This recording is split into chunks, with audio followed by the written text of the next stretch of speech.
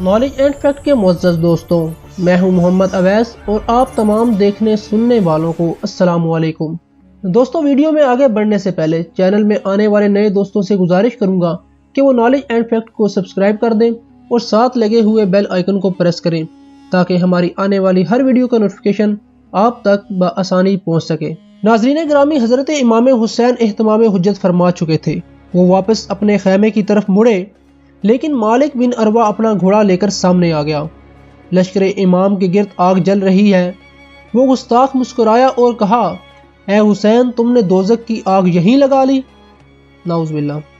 حضرت امام حسین رضی اللہ تعالی عنہ نے اس کا گستاخانہ جملہ سن کر فرمایا، اے دشمن خدا، تو جھوٹا ہے۔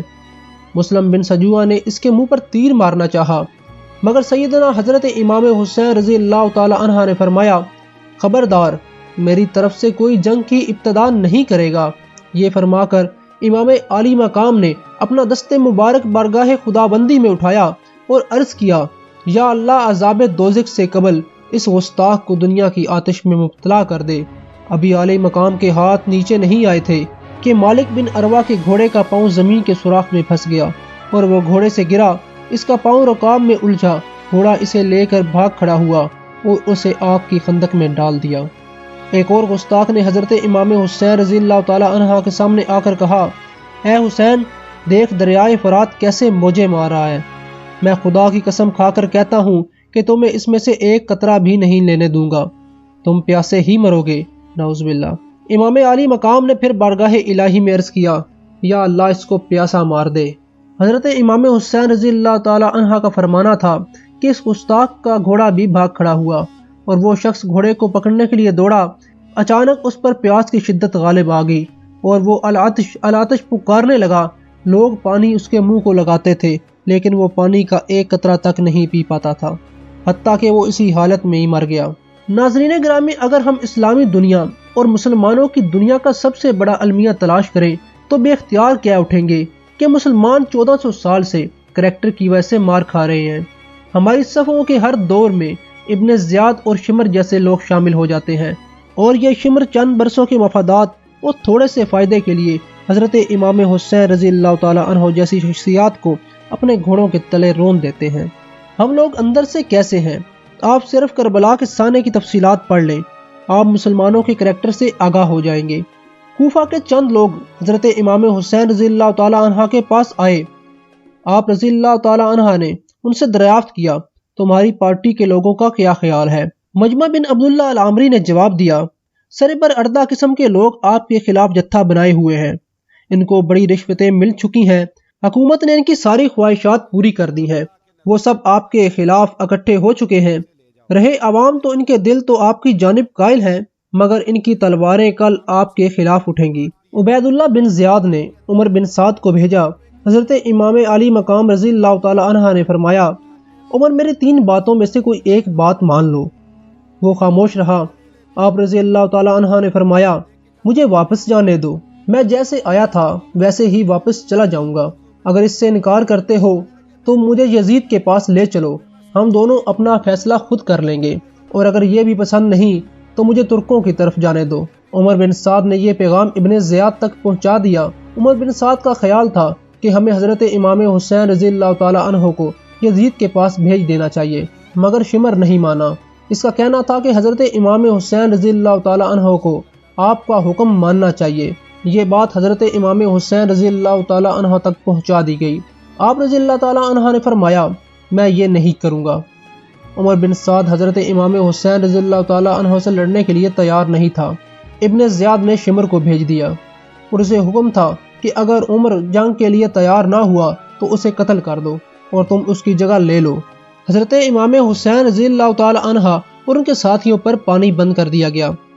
امام علی مقام اور ان کے ساتھی سب تلواریں حمائل کیے ہوئے تھے۔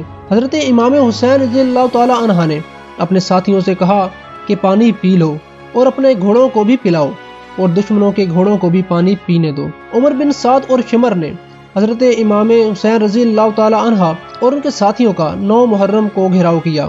اس رات حضرت امام حسین رضی اللہ تعالی عنہ نے اپنے خاندان کو وصیت کی اور اپنے ساتھیوں کے سامنے تقریر کی اور ان کو اختیار دیا کہ آپ جانا چاہیں تو چلے جائیں، آپ رضی اللہ تعالی عنہ نے فرمایا میں دشمنوں کا تنہا ہدف ہوں، لیکن ان کے بھائیوں، صاحبزادوں اور ان کے بھائیوں کے صاحبزادوں نے جواب دیا آپ رضی اللہ تعالی عنہ کے بعد ہماری زندگی بیکار ہے، اللہ ہم کو وہ دن نہ دکھائے جسے ہم پسند نہیں کرتے۔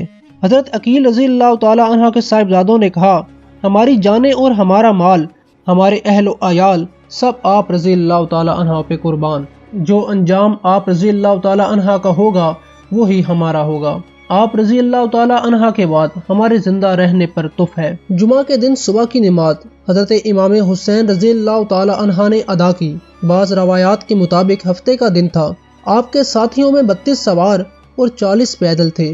حضرت امام حسین رضی اللہ تعالی عنہ اپنے گھوڑے پر سوار ہوئے۔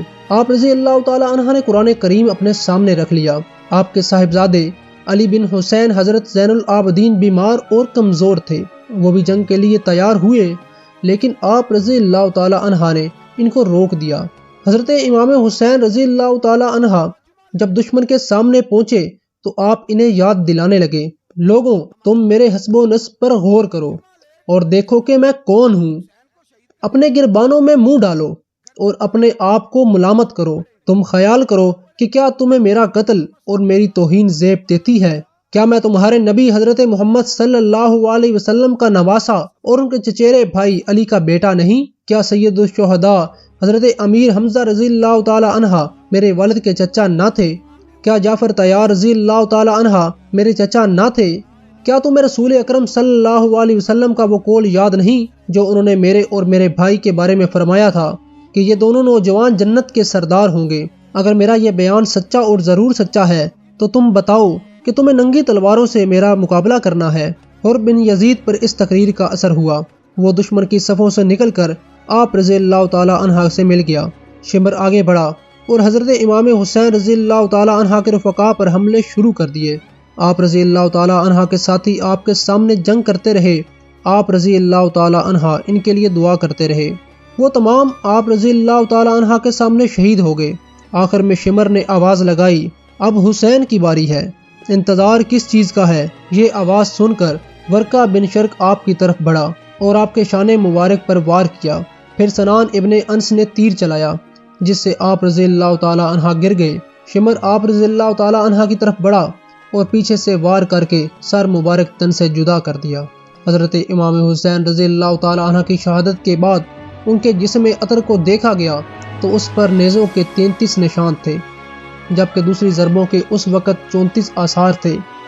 حضرت امام حسین رضی اللہ تعالی عنہ کے 72 جانثار شہید ہوئے۔ حضرت امام حسین رضی اللہ تعالی عنہ جس روز شہید ہوئے وہ عاشورہ جمعہ کا دن تھا، محرم کا مہینہ اور سن 61 ہجری تھی۔ آپ کی عمر مبارک 56 سال 5 ماہ اور 3 دن تھی۔ ناظرین گرامی، آپ ملاحظہ کیجئے ہم کریکٹر میں کس قدر کمزور ہیں۔ شمر کے لشکر نے امام حسین رضی اللہ تعالی عنہ کی شہادت کے بعد اہل بیت کے خیموں کو گھیر لیا اور اہل بیت کا سامان لوٹنا شروع کر دیا۔ 8-10 سال کی ایک چھوٹی سی بچی کے ہاتھ میں سونے کے کنگن تھے۔ ایک ظالم نے بچی کا بازو پکڑا اور کنگن اتارنا شروع کر دیے۔ وہ کنگن اتارتا جاتا اور ساتھ ساتھ روتا جاتا۔ بچی نے روتے ہوئے اس سے پوچھا چچا میں تو نواز رسول کے غم میں رو رہی ہوں، تم کیوں رو رہے ہو؟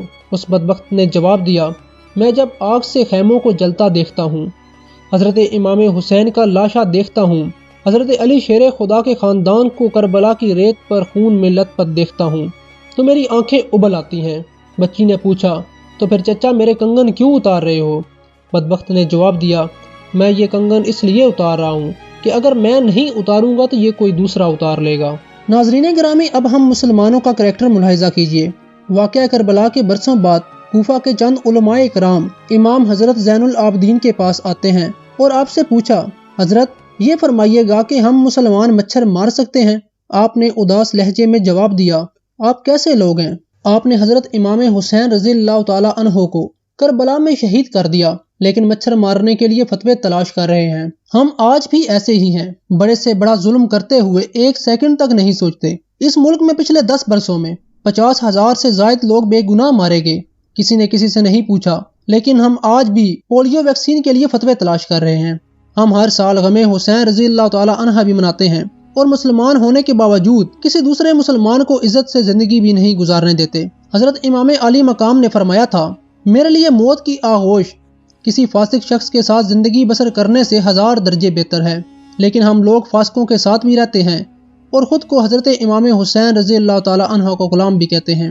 ہم شمر جیسی ظلمانہ زندگی بھی گزار رہے ہیں، لیکن عزت حضرت امام حسین رضی اللہ تعالی عنہ جیسی چاہتے ہیں۔ ہم کیسے لوگ ہیں؟ کیا ہم اس کریکٹر کے ساتھ دنیا میں اور آخرت میں اللہ کی مہربانی کے حقدار ہو سکتے ہیں؟ تو دوستوں، مجھے امید ہے کہ اس ویڈیو میں چھپا ہوا پیغام آپ کو اچھے سے سمجھ آ گیا ہوگا۔ آپ سے گزارش ہے کہ ویڈیو کے متعلق اپنی قیمتی رائے ہمیں کمنٹ سیکشن میں ضرور دیجیے گا۔ اللہ رب العزت سے دعا ہے کہ اللہ کریم ہمیں امام عالی مقام کے دیے ہوئے درس پر زندگی گزارنے کی توفیق عطا فرمائے۔